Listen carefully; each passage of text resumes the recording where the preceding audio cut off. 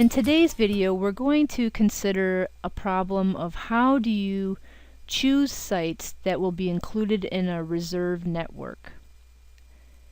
If you've downloaded the spreadsheet, you'll see the following setup. We're going to be considering 8 different sites, and these sites are labeled A through H. And we'll also be considering 10 different species. These would be species that you consider to be of high conservation priority, and you would like them to be included in the reserve network on at least one site. The grid in green shows the presence and absence of each of those 10 species across each of the sites. So for example, species number 1 occurs in sites A through F, and then also on site H. Species number 10 occurs only on site C. We've also included some information about the habitat requirements of each of these species. Let me review those with you. We've assumed that these species can occur on a particular habitat type, X or Y. So for example, species 1 requires habitat X, and species 2 requires habitat Y. Down column C, we've provided the maximum density per hectare. So for example, species 1 can hold 1/2 of an individual per hectare.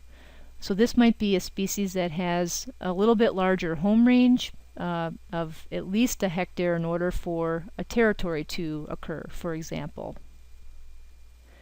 In contrast, species number 5 has the maximum density of 5 individuals per hectare.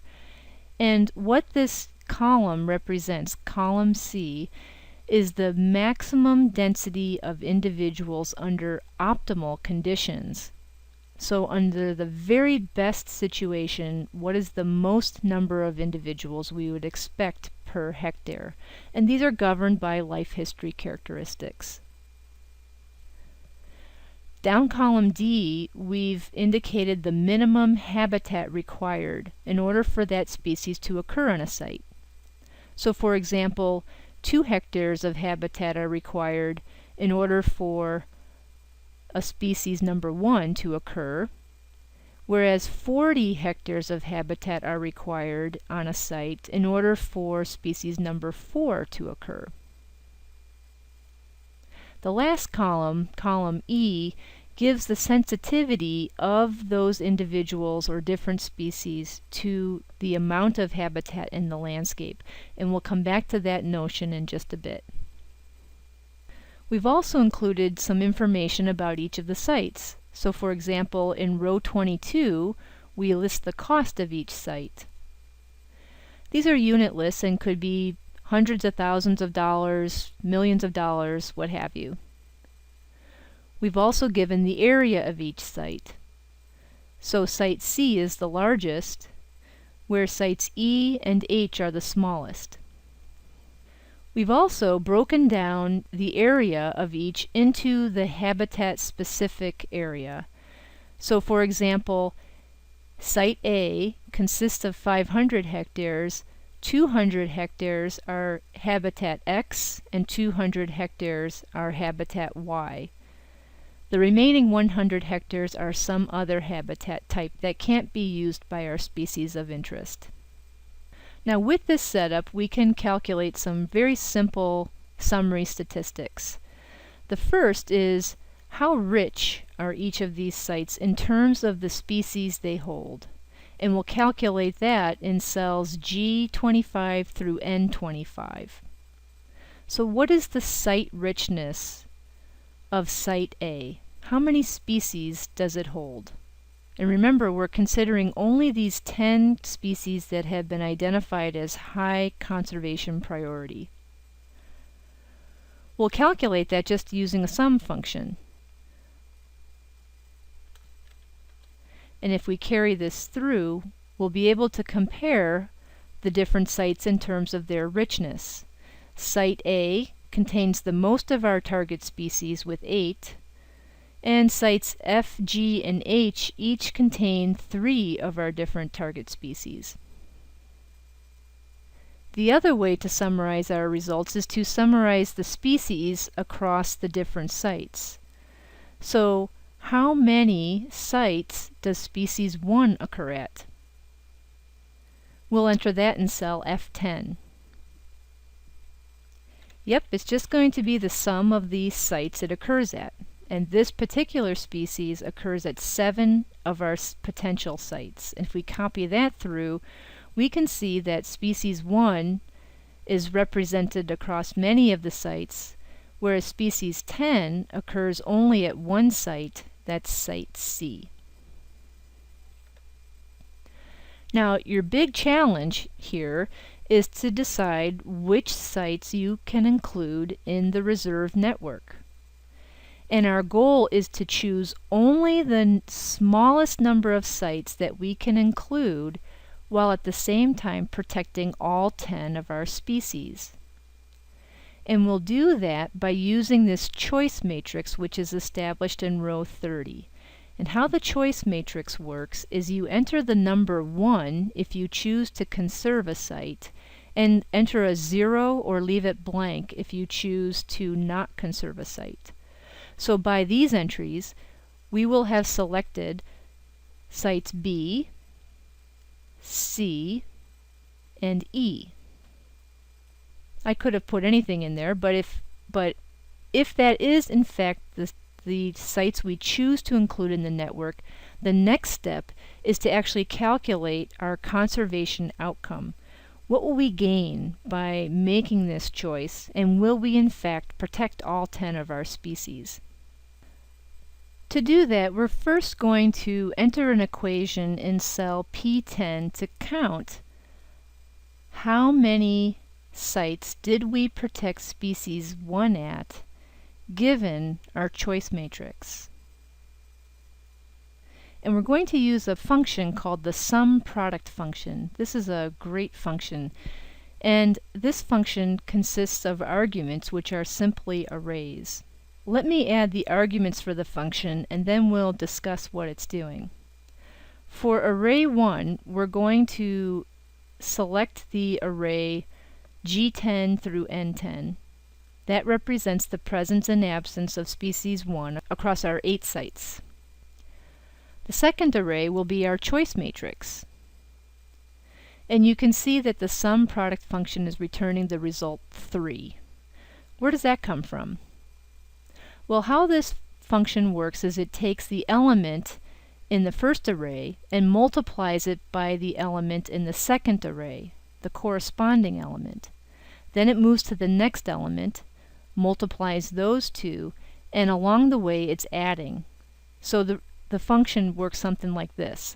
1 times 0 plus 1 times 1 plus 1 times 1 plus 1 times 0 plus 1 times 1 plus 1 times 0 plus 0 times 0 plus 1 times 0. And if you add all of those up, you end up with 3, and that tells us that given this choice, the sites we've chosen to conserve, we will have protected species number 1 at 3 sites. We can copy this formula through. We need to anchor the choice array though before we do that. So given our choice matrix here, we can see that by choosing sites B, C, and E, we will have in fact protected all 10 of our species at least one site. And let's summarize that in cell C4. Here we need an equation that will count the number of times a species was protected at least at one site. And we're going to use a COUNTIF function to do that. So let's find COUNTIF. And this function has 2 arguments. The first argument is the range. This is the group of cells you want to inspect. And the second argument is the criteria. And here we're going to enter in the number of cells that are greater than 0. So we're interested in counting the number of these cells that have entries that are greater than 0. And notice that the quotes are required when you have a greater than symbol. And you can see that Excel is returning the number 10, meaning all 10 of our species have been protected at least at one site. What would this choice have cost us? We're going to enter that in cell C3. If you see another sum product function coming into play here, you'd be right. We're going to find the sum product function again, and this time to calculate the total cost of our decision, we're going to multiply the cost array as array 1 and the choice array as array 2. And you can see that the total cost is 20 units. Again, dimensionless. In cell C2, we can enter what our budget is, and if our budget was 20 units, then this would be a perfectly valid option. Now in this example, I just chose kind of at random different sites to include in this particular setup. And in reality though, people use criteria to try to make the best decisions possible. And here we've outlined 4 different methods for choosing our sites. We know that we don't have all the money we want in the world. And we know that our goal here is to choose the sites that protect all 10 species for within our particular budgetary limits. So our criteria might be ways that help us to attain and decide which of the sites are best to include. Some of these sites are going to be more valuable than others. Different combinations can yield protection, but they may have different value overall. So let's see how this works. Let's erase the choice matrix and now choose to include sites based on their area. And what this means is we're going to find the largest sites and prioritize them in terms of their area. So from the smallest area ranking the lowest to the highest area ranking the highest. So the first choice that we're going to make is we're going to target the site that is the largest. That's site C. And you can see that when we choose site C, 7 species are conserved. So we're not done yet. We'll need to go to the next largest site. That would be site B. Let's conserve that. And now, with the addition of site B, we're conserving 9 species. We're not quite finished yet. We need to go to the next largest site, and that would be site F. There. With the selection of sites B, C, and F, we will have conserved all 10 species, though that represents a solution.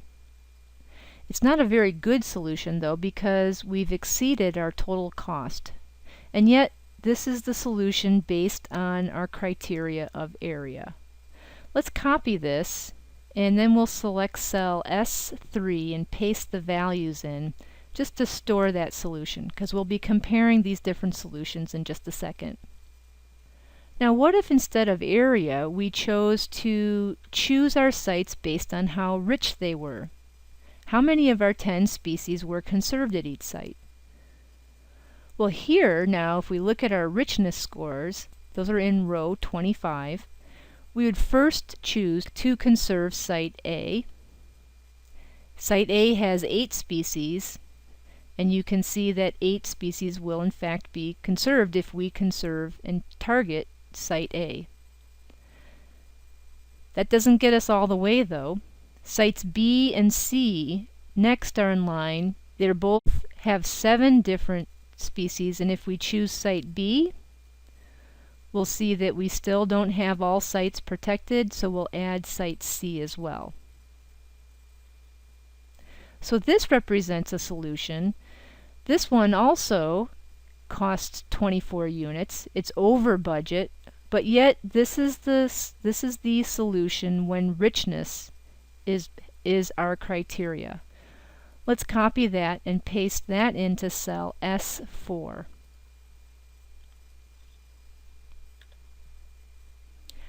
The next choice is rarity. What if we prioritized sites based on how well they protected the rarest of our species? Well, the rarest species here is species number 10. It occurs only on site C. So let's conserve site C, and you'll see that this gets us partway there. 7 out of 10 species have been conserved. The next rare species is species 9, and it occurs on 2 sites, site B and site E. And if we plug those in, and we see by that selection that all 10 of our species will have been conserved. And as a bonus, it comes in at the budget. Let's copy this solution and paste it into cell S5. I'm pasting the values in. Now at this point, we've used a selection criteria, area, richness, and rarity, and we've used those different criteria to select our sites. And you can see that each one represents a different kind of solution. Some are over budget, some are at the budget. They do represent different solutions though. And this brings us to a point where we have to ask, are there some guiding principles that will help us to determine which of these solutions really will give us the biggest benefit for our conservation dollar? And for that, we're going to head back over to Jed, and Jed's going to walk us through some different principles and highlight these examples.